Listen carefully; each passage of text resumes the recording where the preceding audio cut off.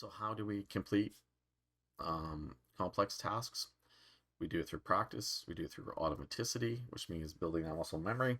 And we also have other skill sets that we start adding into it. So one of those is like having a flow chart we practice. We have decision trees.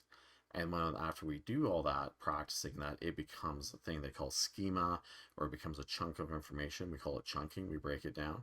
And that schema and that chunk of information allows us to easily run through that type of information quickly and get the right information that we need to complete that task, which is ours is lifeguarding and recognizing somebody's in trouble.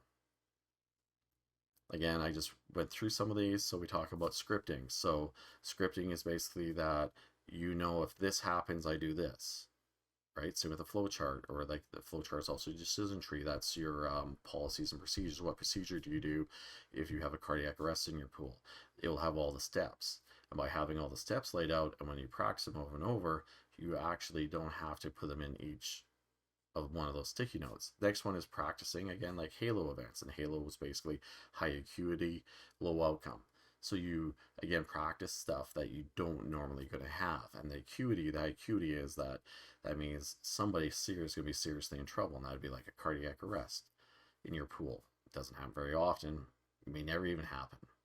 But it's something that you have to practice. You have to practice recognizing your fellow lifeguards pretending they're drowning and go in and get them and pull them out, because it's a high acuity event, because you're risking yourself, you're risking the patrons that you're coming to your facility, because you got to know how to do it, but you need to practice that. The other thing too is biggest distractions. We've been talking about distractions.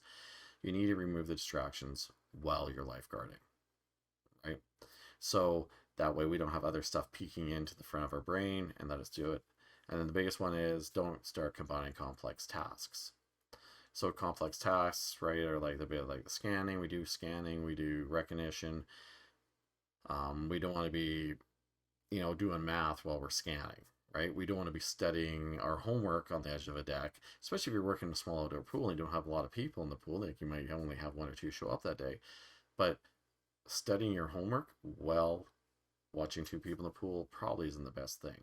That's where mistakes happen.